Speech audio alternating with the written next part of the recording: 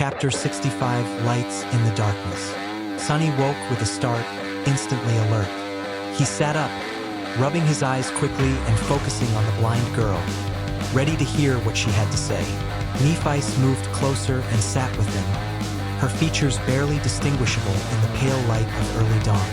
Was it a vision of the past or something that's still to come? Sunny blinked, realizing he should have asked that himself. Cassie paused, thoughtful for a moment. The past, I think. Then she nodded with certainty. No, I'm sure it was something that already happened. Nephice tilted her head slightly. That's good. So, what exactly did you see? Taking a deep breath, Cassie fell silent as the images returned to her. Her face lost some color, but she remained composed. I saw the Ashen Barrow in the dead of night, wrapped in a violent storm. The wind was howling, tearing at the branches of the giant tree like it wanted to rip them apart.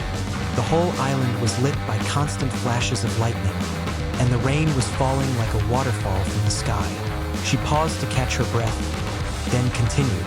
The Carapace demon was there, unmoving in the heart of the storm, like a dark fortress made of steel. Lightning danced between the spikes on its armor, but it didn't even flinch. It stood there, still and watchful, exactly as Sunny described, proud, menacing, and terrifying. Cassie shut her eyes. When I looked into its gaze, I felt this void, an emptiness soaked in corruption.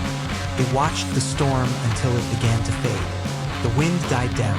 The rain stopped. The ancient tree remained unscathed, regal as ever. But then the final lightning bolt struck. It landed beside the tree. Sunny was listening carefully, trying to catch anything useful. So the storm didn't bother that monster, not even the lightning. That rules out the idea of using a storm to our advantage. Cassie went on. The bolt didn't harm the Carapace demon or the tree, but it did ignite the layer of dried leaves covering the island. Soon, flames spread across a large portion of the barrow, lighting up the night. That caught Sunny's attention. He remembered the girls once telling him about how dangerous it was to light fires on the Forgotten Shore. Flames attracted predators, and worse.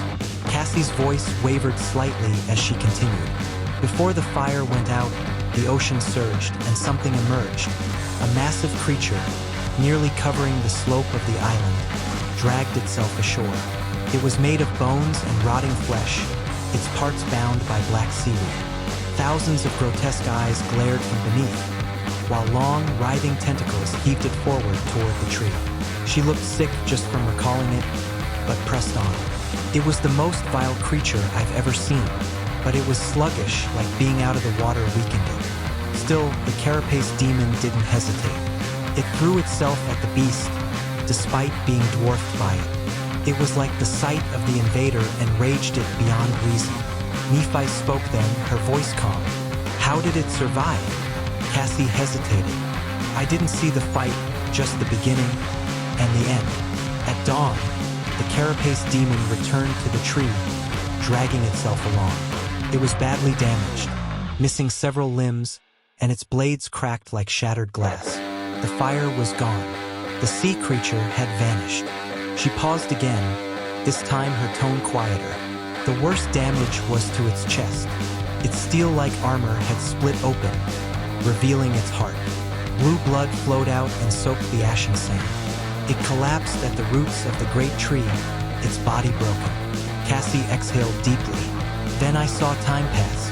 I don't know how long. Eventually, it healed. The limbs regrew. The cracks on its sides disappeared. But its chest, that took the longest. And even when it looked whole again, there was still a hidden weakness there. The armor never fully sealed. Sunny and Nephice sat in silence, reflecting. Finally, Changing Star broke the quiet. So it can be heard. Its defense isn't flawless after all. She turned to Sunny. How's that plan of yours going? He blinked, pulled from his thoughts. Looking at the two girls, he smiled slightly. Better now. I had the start of an idea, but Cassie's vision gave me the missing piece. Nephice raised an eyebrow. Really? He nodded. It's risky, but doable. We'll need to get ready.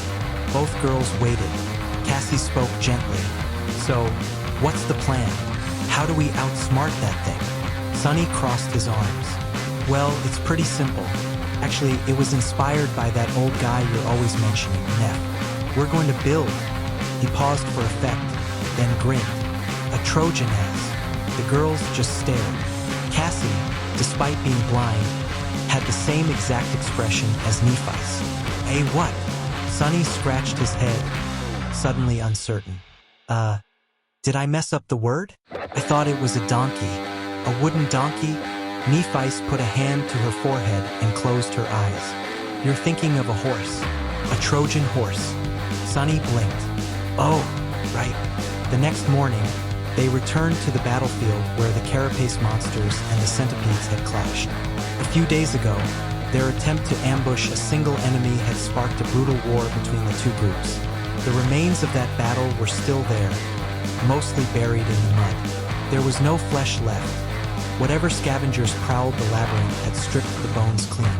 But the trio wasn't looking for meat. Stopping in front of one of the fallen centurions, Sunny examined its empty shell. The crimson and black carapace gleamed slightly in the pale daylight. He nodded in approval. Nephis joined him, her expression unreadable. "This is what you needed?" Sunny grinned. "Exactly. I figured the scavengers wouldn't bother with the kite. But still, you never know in this place." Luckily, the shell was intact. In fact, it was perfect.